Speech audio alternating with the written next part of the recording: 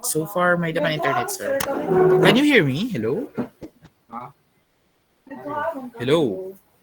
Yes, sir. Yes, sir. Okay, sige.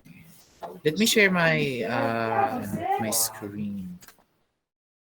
Okay, so I'm assuming that you already have watched the video about the ultimate strength design. So today, I will present another. This is not an entirely new solution. Parang this is a solution to reinforce what you already know if you have watched the video about the ultimate strength design that I have posted last Wednesday, I think. Wednesday ba adto? Oh, Tuesday. Okay, so let us try to answer this one. For this problem, compute the design moment strength of the beam shown if Fy is equal to 420 megapascal and Fc prime is equal to 21 megapascal. Check the maximum permissible AS in each case to ensure ductile failure. Take note na yakan din dapat ductile daw with failure. And nayakan to ensure the ductile that sabi nga yung ductile failure ibig sabihin tension controlled, di ba? Ductile failure ibig sabihin mauuna mag-fail, mauuna mag-yield it aton tension steel. Diba? Because then, if that happens, magkakami adalaan na yung noticeable na deflection dito aton beam before eventually mag-fail an aton structure, which gives the user of the structure ample time, di ba? Ample time to evacuate. Kasi kung brittle, it iya kind of failure. Brittle nga ni, di ba? Parang nag-fail na ang concrete tapos diri pa nag-fail an aton steel. If that happens, syempre sudden, 'di ba? Sudden, and we don't want that because kung sudden, 'di ba? Waray time to evacuate. So as much as possible we want a ductile failure. So as I have explained dito an aton solution dito an video, there are only 3 steps, 'di ba? Okay? Let me give it again to you in solving for the value of in solving for this type of problem. Before that, take note that there are 2 types of problem involved in RCD. There are 2 types of problem in RCD. May kita design problem. Okay, parang ini nga type of problem, parang gintatagan kayong capacity. Ibig sabihin, given din ni an capacity. Given an MU, usually, yung papasolve niya is the area of the steel. Okay? Or sometimes, the number of steel, or sometimes the dimension of the dimension of the beam. It's either B or D. Okay? Now, another type of problem is what we call the investigation or analysis. With analysis, tatagan kamuhin beam. So parang given din yung properties. Properties, this includes yung AS. Tapos gipapasolve din usually it's either MN or MU. Diba? MN is the nominal moment capacity, MU is the ultimate moment capacity, or sometimes and what we call the RM, the coefficient of resistance. Diba? So ito here. So that's the din hinga 2 types of problem that we're going to be solving in this subject. Okay, so design problem and investigative problem or analysis. Okay, let's have this one. We are to compute for the design moment. So obviously, this is analysis, di ba? Kasi given ang mga properties, adaman, given a number of reinforcement, and all the dimensions are given, and the ES, di ba? ES, the modulus of elasticity, the FC prime, and the FY are given. So all the properties are given. Ipapabiling lang kung ano ang design moment strength, di ba? Design moment strength. So, MU it aton yung bibiling. Okay? MU it aton yung bibiling. Okay, so how do we do that? Let me erase this one. Okay, so analysis. Okay, with analysis, there are only three steps. Okay, so step number 1, we are to solve for the value of A. Okay, maara makita ko na ano yung A ha. I'm assuming that you already know what is A because I'm assuming that you have watched the video na. Okay, we are to solve for the value of A based on the following assumption. Okay, based on the following assumption ha. Ano ato mga assumption din? Unang-una, singly reinforced beam. Ikaduha, mga assumption, steel yields. Ikatulo nga assumption, tension controlled. So amo init aton assumption. We are to solve for the value of A as assuming that it is singularly enforced, still yields, and tension controlled. Okay, tutulot aton assumption. Pagka dit step number 2, we are to verify those assumption. Kailangan mo mag-assume, tapos i-verify with yung assumption. Then, if your assumption is not correct, then you go back to A to solve it again. Then, step number 3, if all of the assumptions are correct already, step number 3, makali ka na ready, solve what is asked in the problem. And usually, for analysis, it usually maging papakaan ito niya is either MN or NU. Sige, step number 1 laanay, we are to solve for the value of A. So how do we do that? Di ba na-explain ko na dito that your C and T are equal. This is C is equal to T. Di ba? If C is equal to T, then di ba this is true. C is always equal to T. This is because our forces, the forces acting on the beam are in equilibrium. So dapat ang forces in compression and the forces in tension are equal, di ba? They are equal. So how do we express C? C is just equal to 0.85 FC prime AB. Na-explain ko niya dito ha. I hope na remember niyo. I hope nakita ka mo. And also your T naman, this is due to your area on the tension side, this one. And that is, there are 4, di ba? For isulat ko lang yung formula. That is AS multiplied by FY. Di ba? Sige, substitute natin itong mga parameters dito. This is 0.85. FC prime is given. What's the value of your FC prime?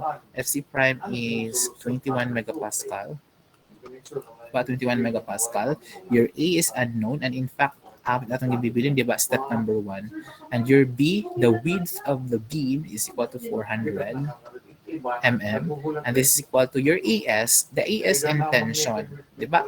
We will not solve this first because we are assuming that this is singularly reinforced beam. Even though may that dito presence and reinforcement and at the compression side of the beam, it doesn't necessarily mean that the beam is doubly reinforced, because it could be that these two reinforcement is just present there for parang ginaangkoran niyahan kuan han aton sinisiring nga stirrups, di ba? Kasi in reality kasi it's so right unit imo beam na sugad, di ba? Tapos parang litan, these are the bars, parang may dida nasugad, di ba? Nakakakuan ka mo, tapos may dapat din nasugad, itawag niya it mga stirrups, di ba, nasugad? Tapos pwede naman didaan ko naman.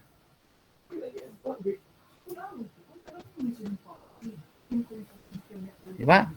Asa ito niya, ityad to, amit yad to mga bars. Tapos may dito nila mga stirrups. Kasi kung waray nga ni bar dito habaw-baw, waray aangkuran, waray kakaputan and imo stirrups. Di ba? So it could be that these two bars are just parang aangkuran lahihan aton kuan.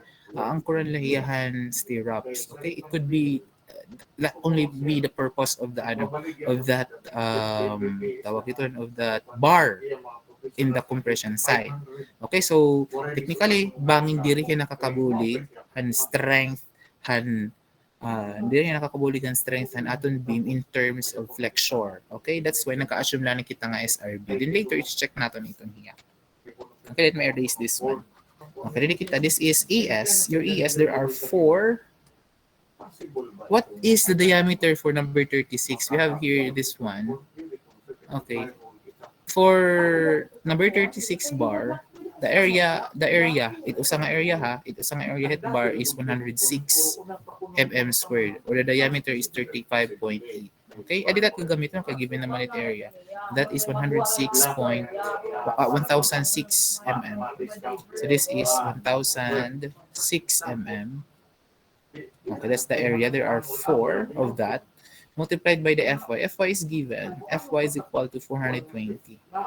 It's right here. Okay, 420 megapascal. So that is 420 megapascal. As you can see in this formula, your only unknown here is your A. So you have to solve for the value of your A. So how do you do that? You go to your calculator. Okay, so this is, let me put the equation there, 0.85. This is times 21 times 400 times A. Waray man A, delete calculator. O pwede man A na lang for small letter A. This is equal to 4 times 1006 multiplied by 420. Diba? And we are to solve for the value of your A. Okay? Shift solve. We are solving for the value of your A. This is equal to 236.71. Let me put it here. 236.71. This is in mm. Diba? This is your A. Now you already have the value of your A. Diba?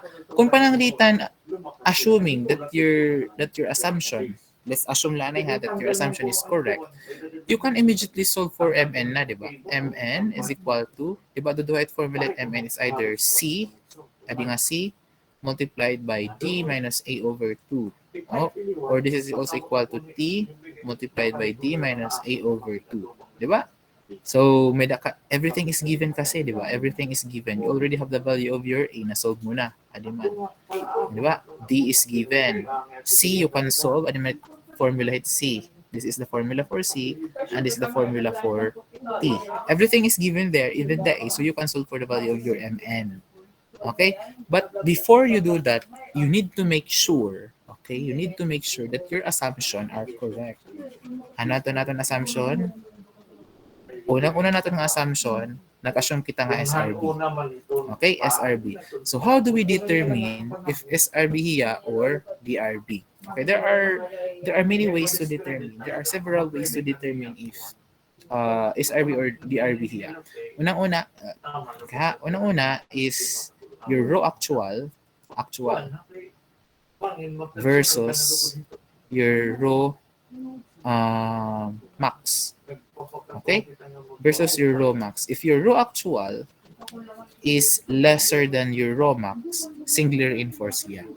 If that is greater than raw max, that is double reinforce.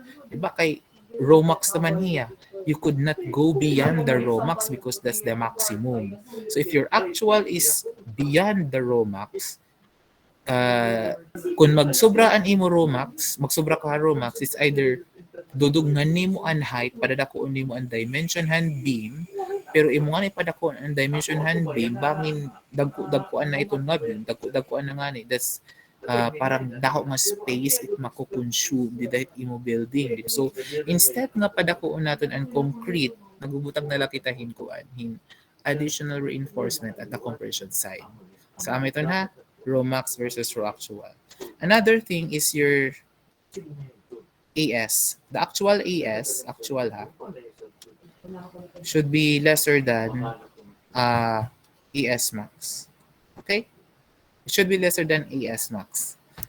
Yun. So dapat a number of the total area of the steel in tension should be lesser than the maximum ES max because magkubiyan ka nga ni double reinforce na itong here. And another one is your C. Okay?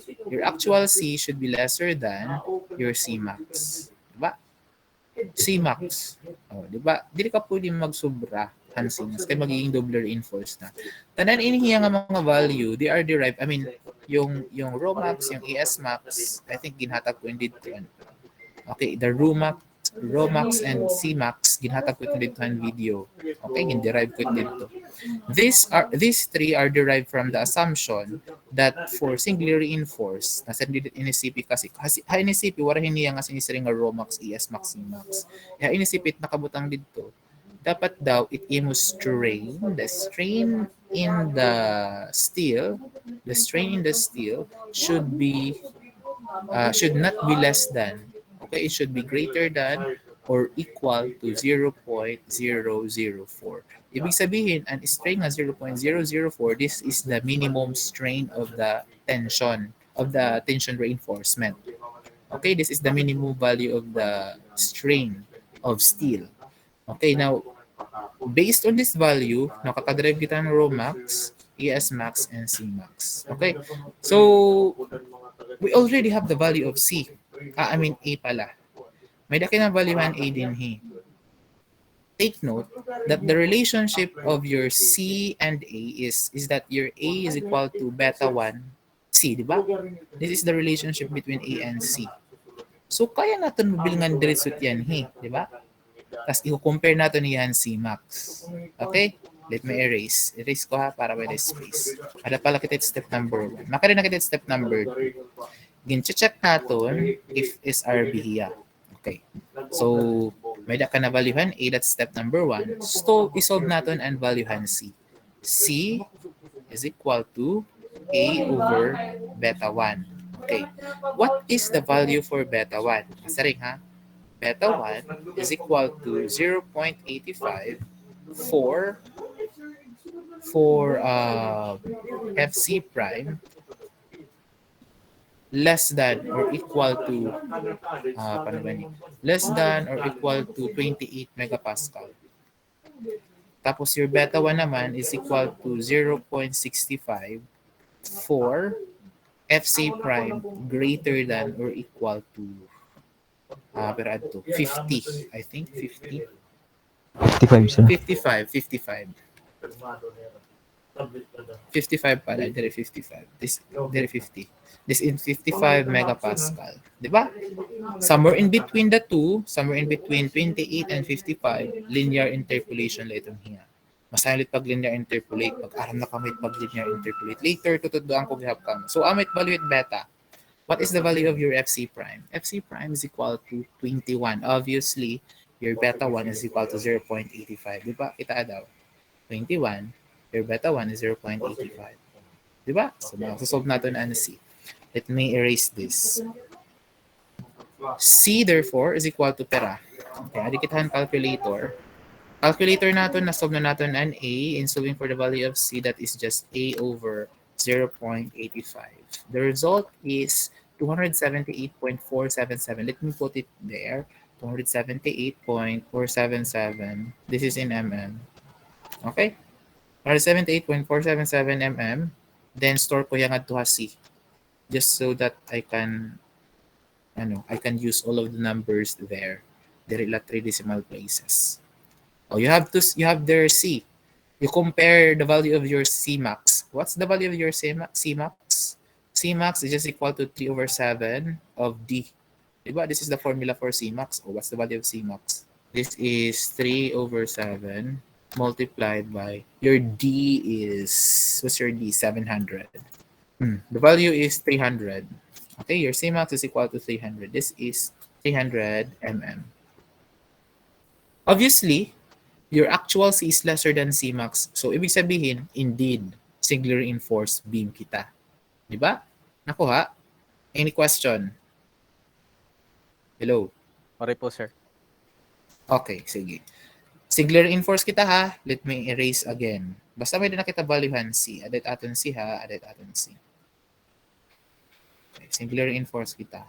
What else can we do with the value of C? Okay? I-check natin if still yields. Nasugad it pag-check. Diba?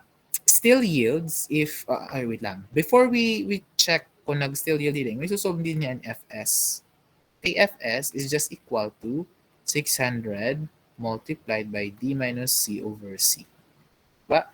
Gin-derive ko gap in ditohan video. 600 is equal, Fs is equal to 600 D minus C over C. So what's the value of your Fs? Your D is equal to 700 and your C is, yan, given na din yan C. Okay, so this is 600 multiplied by your D is 700 minus C is, added yan sa calculator, all over C. The result is 908.2. This is 908.2. This is in megapascal. Oh. You have now the value of your Fs. What can we do with the value of Fs here? This is 908.2. Okay. Nayakan, if your Fs, okay, if your Fs is greater than Fy, still yields ito on automatic. Nag-yield hiya, di ba? If your Fs is greater than the value of Fy, ibig sabihin, kung if your value of your A is 236, your C is 278, imo value at Fs is 908.2 kasi iya kailangan nga stress. But since your Fy has only a capacity of 420 megapascal, ibig sabihin ang kailangan nga stress naglapos na kan capacity and steel, which is Fy. Ibig sabihin, nag-yield na hiya. Okay? This means that steel yields. Okay? Nag-yield na ang steel. If nag-yield and steel, you are on the right track because correct ang imo assumption. Kung diri nga ni nag-yield and steel, take note, ang imo Fs is lesser than Fy. Ang imo gingamit pag solvehan ang imo assumption is 420. Takay kung pananglitan ang gumuwas nga Fs din is less than 420. You have to resolve again the value of your A, now assuming that your Fy din diri 420 but Fs lang. Di ba? Okay, tapos isolve mo an A. Yun. That is kung diri nag-yield. Pero kay nag-yield nga ni, okay ka, you are on the right track. This is now the correct answer of A, assuming that still yield. But you still have to check kung tension controlled hiya. Okay? So how do we do this? Nasa rin din your if your Fs is lesser than Fy, if your Fs is lesser than Fy, this is compression controlled. Okay?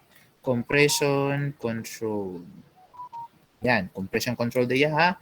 Tapos if your Fs is greater than 1,000, this is tension controlled. Control. Okay. Tension control diya pag greater than 1,000 and 100, 1,000. Somewhere in between Fy and 1,000, itawag ito na area is transition zone. Somewhere in between ha. This is the transition zone. Okay? The transition zone, okay. Kaya ano nga mahalaga nga masabtan natin kung compression control diya or tension control. Because in solving for the value of your MU, diba? In solving for the value of your MU, you need the value of your reduction factor, diba? And multiply it by your MN. Okay? Gino-multiply natin yan, value natin ng MN to solve for the value of MU. An MO reduction factor na depend kung compression controlled, kung tension controlled here, or transition zone. Diba? For compression control, the value of your reduction factor is equal to 0.65 ha, for compression control. And for tension control, the value of your reduction factor is 0.9 for tension control. Okay? So kung in between, linear interpolation again, transition zone. So in between Fy and 1,000, the transition zone ito niya. Okay. Let me erase this one. Isurat ko din ha para may da space kita. You have the value of your C here that is equal to 278.477 mm. Tapos, butang ko talaga didi. Your Fs pala. Your Fs is equal to 908.2. This is in megapascal. Okay. So, we will solve for the value of your Mn laanay. Mn is equal to, duhaan formula, di ba? C multiplied by D minus E over 2, or is either T multiplied by D minus E over 2. Kaya ano pwede yan Pwede yan because C and T are equal. Di ba? C and T are equal. C, this is C, and this is T. C and T are equal, so you can use that either of the two. Okay? So, mas maupay ada ko nila itong gagamitan is an ESFY. Kasi guti light involved nga ko, di ba? Adi that gagamitan. ESFY, the tension. So, this will be ESFY multiplied by D minus E over 2. Okay, what's the value of your AS? AS is 4 times 1,006 multiplied by Fy, that is 420, multiplied by D, D is 700, minus A over 2. We already have solved for the value of your A, it's right here. What ako na the A over 2. What's the value of your Mn? Your Mn is equal to 4 times 1,006 multiplied by 420 multiplied by 700 minus A over 2. Okay, may kita valuehan A. In-store ko ang valuehan A di daha A. Okay, then press equal. This is the value for your Mn. And this is equal to 983, grad to 983.03. This is 983.03. This is in kilonewton meter. This is your MN. Okay? MU, kung MU ang papabiling, kailangan pa ni mo mabiling kung ano ang value and reduction factor. Okay, so we'll solve for the value of the reduction factor. Take note again, aada hit transition zone, there hit tension control. Kaya nasa rin din hi. If your Fs is less than or equal to Fy, that is your phi or your reduction factor is equal to 0.65. If your Fs is greater than 1,000, your phi is equal to 0.9. 0.9. Saka in between man hiya, di ba? Adi man natin Fs, 908. So in between hiya, pag linear interpolation kita ito, linear lang nga ni, ato kita mode 3-2. Linear man la, di ba? Mode 3-2. This time, aton ginbibiling din hi is the value of reduction factor. So tarang nga reduction factor aadi ha y, ang tarang nga value han Fs aadi ha x. Okay? So when Fs is equal to Fy, what's the value of your Fy? 420. When F is equal to 420, the value of your reduction factor or your y is 0.65. Diba? Kasi naman, when your F is 1,000, this is greater than or equal to 1,000, ha? 1,000, then your F reduction factor or phi is equal to 0.9. Tapos pabiling kita kung ano ang phi. Okay ha, addicted regression. Phi nga ni, regression. Ang atong ginbibiling is phi. Ato ya y, di ba? So y hat. The value of your Fs is equal to, pera add to an Fs, pera add to 908.2. 908.2. Okay. So what is the value of your y, or that is your theta, at your phi pala, your reduction factor, when your Fs is equal to 908? Amit ibig sabihin hining equation. Nakikita niyo 908.2 y hat. First equal that is 0.86. Okay? So aton gagamiton pala din is 0.86. So your mu here is equal to 0.86. 85 yung nalagay ko. 86. 0.86. Your mn is equal to 983.03. This is in kilonewton meter. Your mu therefore is equal to pera. This is 0.86 multiplied by 983.03. So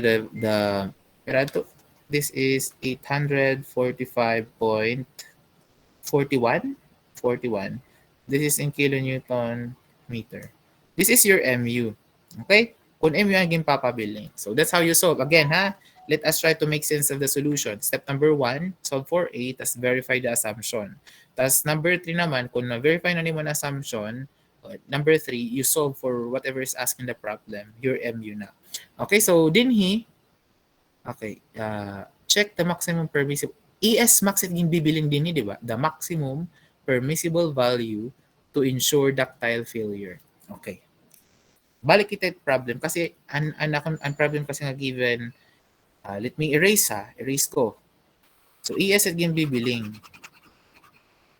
Kung maximum nga permissible, di ba? Ano ato? Kung maximum at bibiling nga ES, you can start with the formula of rho max. Di ba? You can start there. Solving for the value of your rho max. Di ba?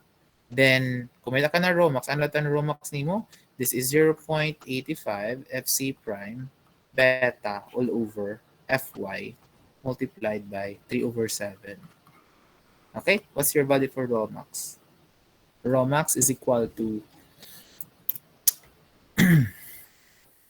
0.85 times 21 times beta 0.85 all over Fy is Fy 420 multiplied by 3/7. This is your rho max.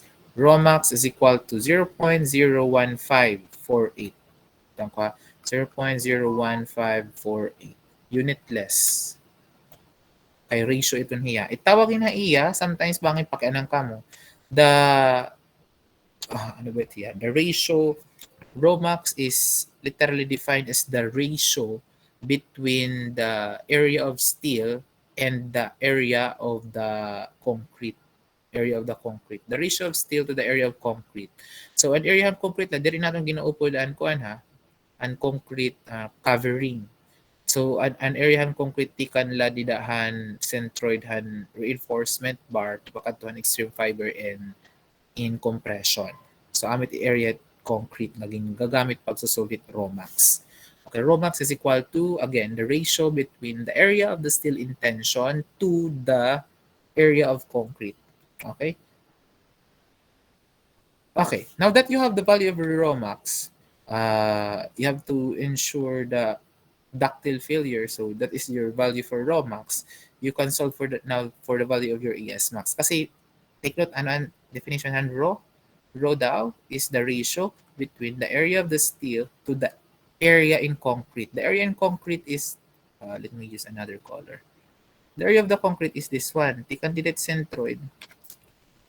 Yeah? The candidate centroid hit, dinhi, ini nga area. Okay? And that is equal to B, the width of the section, multiplied by the effective depth. Diba? And this is equal to 0.01548. You can solve for the value of your AS, and this is equal to pera. This is, you have there the 0.01548, multiplied that with BD, your B is 400, multiplied again by D, which is 700. This is 4335. This is 4335 mm raised to 2. Okay. So this is the maximum permissible value of your ES. Okay? Now, another approach in solving for the value of your ES max iniha. Okay, another approach is using mismo and C is equal to T, diba? Or T is equal to C. This is your ES multiplied by your FY. This is equal to C 0.85 FC prime AB. Diba? AB. You are solving for the value of your AS. To ensure ductile failure, kailangan mag-yield an aton FY. Diba? Impapa-yield natin ang FY natin. So, FY tim gagamitin din hi. 0.85 FC prime. To ensure ductile failure again, it imo gagamitin dida is the Cmax. Ano ito ang Cmax? Cmax daw is equal to 3 over 7 multiplied by D. Diba siya tiya? 3 over 7 multiplied by D. So, if this is the value of your C, you can solve for the value of your A. A is just equal to beta times C. C max yung gagamiton. So, this will be equal to beta times 3 over 7 times D. Amo initin mo sa substitute nga da. Diba? Nakuha ba? So, this will be beta 1 multiplied by 3 over 7 multiplied by D. Okay? An A pala iton. Multiplied by B pa. Okay? Take note, an A in hiya, amit hiyat A ini. Okay? A iton hiya. May da pa B katapusan. Multiplied by B. So this is your working equation. Let me erase this para kasi space. This is your working equation. Everything is given there except lang yung ES. Diba? So your ES will be pera. The result is 43.5. Exactly the same with the ES max here. Yeah, so they are exactly the same. This is also 4,335 mm squared. Any question? Any question? Okay po, sir. Okay. We have here FC prime is equal to 28 megapascal. You have there the Fy is equal to 420 megapascal. And the dimension, okay, ano din hi an ES, the effective depth is equal to 430. mm, and the total height is 500. Okay, 500 is denoted by H. 430 is denoted by D. So be careful ka mo ha. Bangin kasi waray figure. So nga nga H, total height ito niya. And of course, the B or the width or the breadth, 100 mm. Okay, and AS naman is tulo nga 20, ano ro? Gibibili nga yan ang AS. Ano ba ang given an MN, okay, given an MN, ginbibiling an ES. Let's say the MN is, pabaliktad naman yung ating pag-solve. Okay, let's say the MU, 210. This is in kilonewton meter. Okay, we are to solve for the value of your AS. Okay, or sometimes it pinakikiana is the number of bar, number of, say for example, 25 millimeter diameter bars. Okay? The number. Ang number ang gibibiling. Kumpira nga 25 millimeter diameter bar it kailangan as in the tension side. Or that is your ES. Okay? So, nga doon natin na answeran. Okay, you have there the MU. Step number 1, and at step number 1, you solve for A using the formula MN is equal to 0.85 FC prime AB multiplied by D minus A over 2. Okay, you have there the MN. Mag-assume kita ano ang assumption? SRB. Okay. SRB phi is equal to 0.9. This only means that your Fs is greater than 1000 megapascal. Okay? So, amat atong assumption. Okay, ready kita solving for the value of your A. Your Mn is equal to Mu over reduction factor, di ba? This is equal to 0.85. FC prime, ubutan ko na lang. FC prime is 28. A is unknown. B is 300. D is 430 minus A over 2. Okay? Take note that your Mu is 210. Pero dapat ang imubutang din is 210 times 10 raised to 6 para maging Newton mm. Divided by the feet, assumption natin is 0.9. Okay, take note as it aton assumption. We can solve for the value of your A here. So how do we solve for the A? Chanit, dida. This is 210 times 10 raised to 6 all over 0.9. This is equal to 0.85 times 28 pala, 28. 28 multiplied by A multiplied by 300 multiplied by 430 minus A over 2. A over 2. Okay, we are solving for the value of A. Shift solve. Solving for A, that is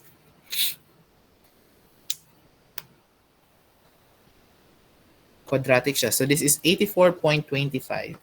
This is 84.25. This is in mm. Kasi solve na mo ang C.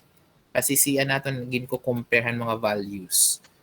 A over 0.85. 0.85 aton beta 1 because again, your FC is equal to 28 megapascal. Gagamit ka lahan formula if your FC is greater than 32 28. No.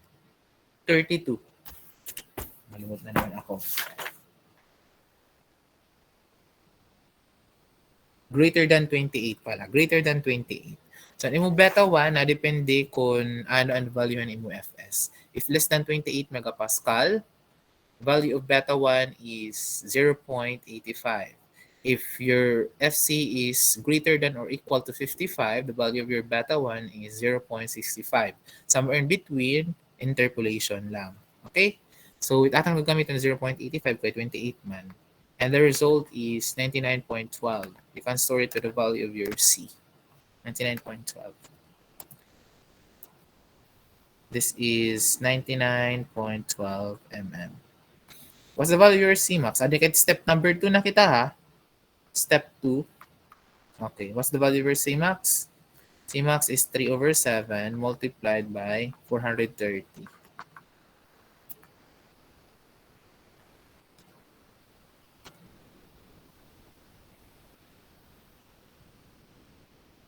The result is 184.26. Okay, this is 184.26 mm.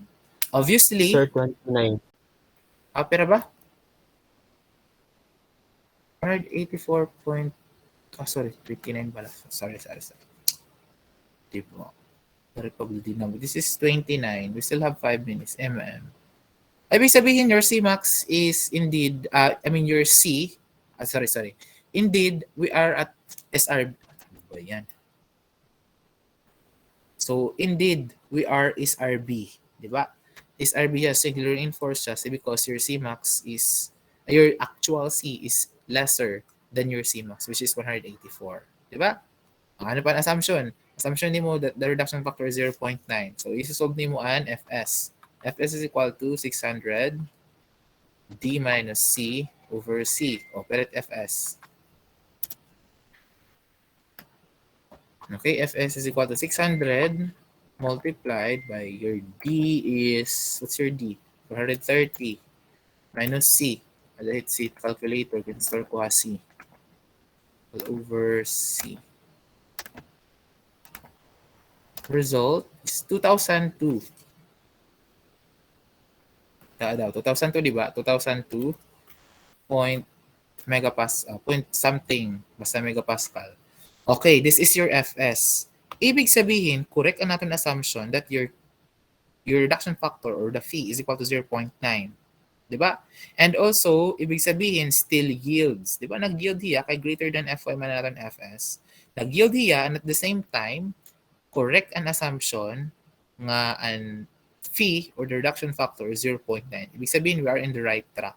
So, proceed na kita step number 3. Anong yung papabiling? ES, di ba? Step number 3, and pag-solve it ES, of course, T is equal to C. Di ba? This is ES, Fy. This is equal to 0.85 Fc prime AB. Oh, ES therefore is equal to 0.85 Fc prime AB all over Fy. Everything here is given. You can solve for the value of your ES.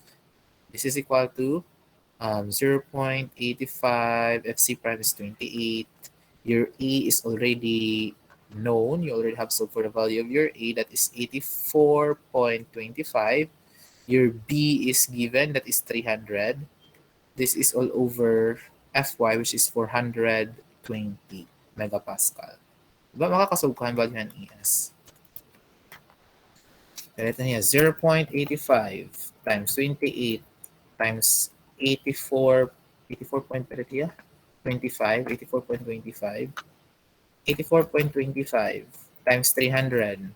This is the result divided by 420. The total area is 1432.25. 1432.25. Diba? This is in mm squared. Okay? This is your ES. But this is not yet your final answer. Okay? May that provision kasi any CP. Okay. This is not yet your final answer. Let me erase it iba. Kaya wala kasi space. Adi. That is not yet your final answer because, okay, may dakisa kasi kita sinisiring row minimum. Okay? May dakita sinisiring row minimum. Kailangan, ang row actual di mo compute using this AS should not be lesser than the row minimum. Okay? I-compute lang natin ang actual row. Your row is equal to row A for actual, is equal to ES over BD. Ang actual nga ES na imo na compute divided by the BD. Okay, so your row, pero ini, diretso ko na lang ha, wala na space kasi. Your ES is this one, that quantity divided by BD. Your B is 300, your D is 430. Result is 0.0111. Tulungan 1, ano? 0.0111. This is your row. Kailangan nimo diri ito nga row actual is should that be lesser than the row minimum. Row minimum is computed. This is equal to the square root of fc prime all over 4fy. This is, okay, this is if your fc prime is greater than 31.36. Para space. Okay, in a formula, yung gagamit lang niya if your fc prime is greater than 31.36. This is in megapascal. If greater than, ano yun na, lesser than pala. Oh, greater than. Okay? Kung greater than, your rho mean will be 1.4 all over fy. Okay, so gagamit lang hiya kung greater than 31.36. Pero dahil nga na greater than, rho mean 1.4 over fy. What's your value for fc prime? 28, di ba? 28 nga ni, ay, hindi natin gagamitin ini. Adi natin gagamitin. 1.4 over fy. What's the value of your rho mean? Over 420.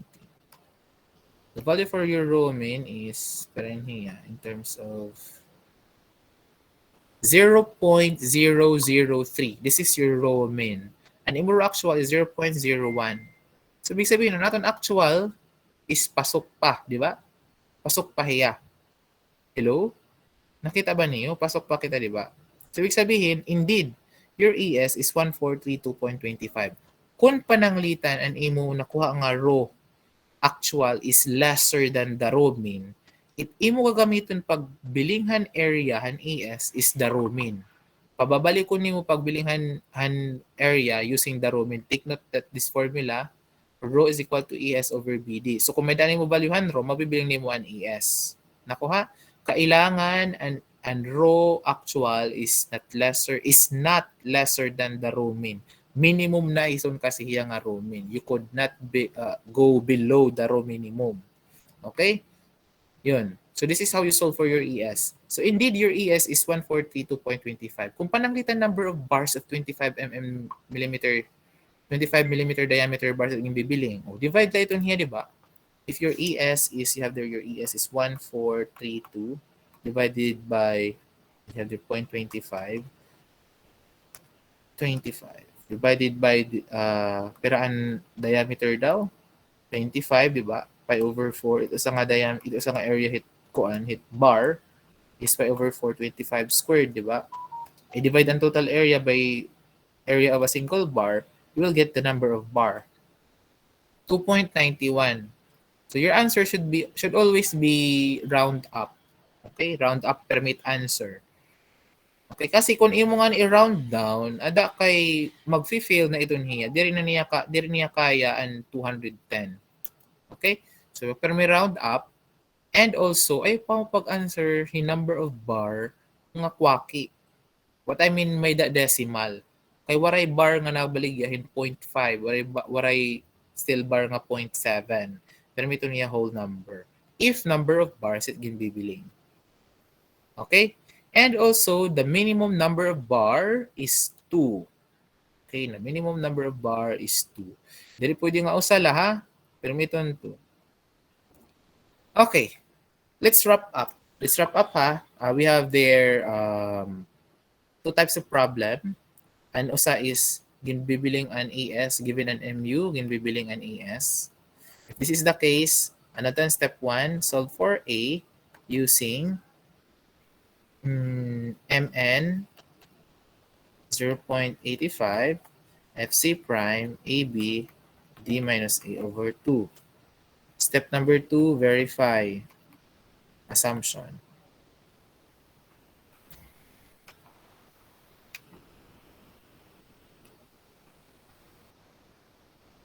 Number 3, solve for ES na. Diba? ES man gibibiling. Using the formula T is equal to C. T is equal to C, or this is ES Fy 0.85 FC prime AB. Diba? Yun naman, if ES ang given or other properties, tas ibibiling ang MU, step 1, still you have to solve for the value of your A, but this time, yung gamitan is T minus C. T is equal to C pala. Or that is ES FY.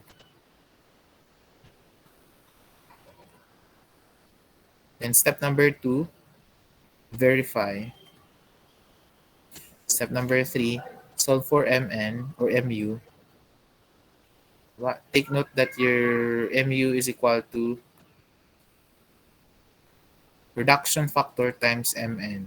And your MN is equal to, it's either C, D minus A over 2, or T, D minus A over 2. Take note with the value of your T and C. Take note T is ES over ES times FY, tas ang C naman is 0.85 FC prime times AB. This is for singly reinforced, di ba? Any question? We will discuss tomorrow. May pa kita tomorrow, di ba? May kita tomorrow? Wala yan. No, sir. Wala kita tomorrow. Sige. Any question before I dismiss you? Pakian. Sir, unstrain nga ni sir nga, nayakan ka nga, i-unstrain lesser than 0.04 nga ni. Pwede ha magamit nga pan-assumption kung singly reinforce yan ang doubly reinforced. Pwede. The strain this is strain minimum, di ba? This is 0.004. In fact, if you solve for the value of your Fs, if you divide the Fs, di ba Fs is equal to, this is equal to 600 D minus C over C. Makukuha ni 1 Fs. Divide mo yan E, di ba? Give it an E-han concrete. Nahan steel pala, the concrete. E-han steel, which is 200,000 megapascal. Diba? Yung nga ni-divide, tapos i-compare mo ha E-minimum, you can actually identify if singly reinforced siya or doubly reinforced. Pwede gihap. Thank you, sir. Okay. And in fact, if you have watched the video, should akong gagamit din tayo sa mga video. Any other question? Waray. Sige. Perfect ka na exam.